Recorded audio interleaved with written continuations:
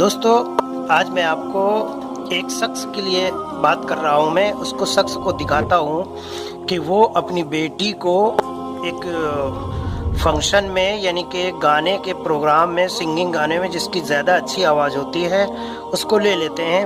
تو اس کو وہ اپنی بیٹی کو گائیکار بنانا چاہتا ہے اور اپنے نبیوں کا تمام الٹا سیدھا وسیلہ بتاتا ہے کہ میرے نبی نے یہ کیا.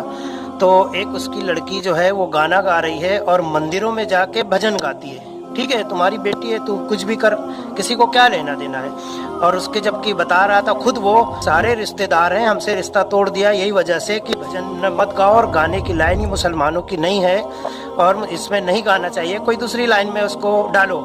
تو سارے رشتہ دار جو خاندان کے تھے وہ صحیح کہہ رہے تھے، مگر وہ اپنی ضد میں اڑا ہوا تھا. وہ کہتا نہیں، ہماری جو بیٹی کرنا چاہتی ہے، گانا چاہتی ہے، ہم اس کو وہی کروائیں گے جو وہ چاہتی ہے. ٹھیک ہے، تیری بیٹی ہے تو کچھ بھی کرا، کسی کو کیا لینا دینا ہے. لیکن نبیوں کا غلط صلت واسطہ کیوں دیتا ہے؟ وہ بولتا ہے کہ داؤد علیہ السلام جب وہ گاتے تھے تو خوب گاتے بجاتے تھے. یہ بولتا ہے جب داؤد علیہ السلام کو اللہ تعالیٰ نے 2 معجزے دیے تھے، جس میں ایک تو یہ تھا کہ لوہے کو ہاتھ لگاتے تھے، جیسا چاہیں اس کو موڑ دیں، پگھل جاتا تھا. کیل بنا لیں یا کچھ بھی ہو، جس طرح سے چاہیں ویسا دیے تھے، بالکل جس طرح ہم گیلی مٹی سے کوئی بھی کھلونا بنا سکتے ہیں، اسی طرح وہ لوہے سے بنا سکتے تھے.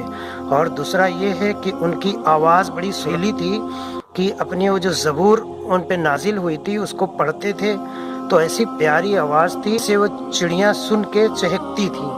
یہ اس کا صحیح طریقہ ہے. اور یہ بتا رہا ہے کہ وہ ناچتے گاتے تھے. جب معلومات دین کی نہ ہو تو بیان نہ دینا چاہیے. تیری بیٹی ہے تو کچھ بھی کرا، کسی کو کیا لینا دینا ہے. اور یہ بھی بول رہا تھا ایک بات کہ جب مکہ میں آزادی ہوئی تو مدینہ سے جب مکہ ہمارے نبی آئے تو لوگوں نے خوب گا بجا کے سواگت کیا ان کا. ایک ایسا بیوقوف آدمی ہے، جب وہ مدینے سے مکہ آزاد ہو گیا تھا ان سے مشرکین سے، تو اللہ کے نبی کو پیغام دیا گیا کہ آ جائیے آپ.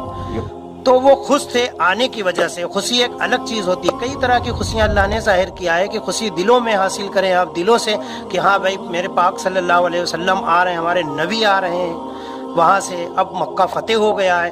وہ ایک خوشی الگ ہوتی ہے. یہ بولتا ہے کہ گا بجا کے، ارے جب تمہیں دین کی بات معلومات نہ ہو تو نبیوں کو اس طرح سے بدنام کرنا یہ ٹھیک نہیں ہے.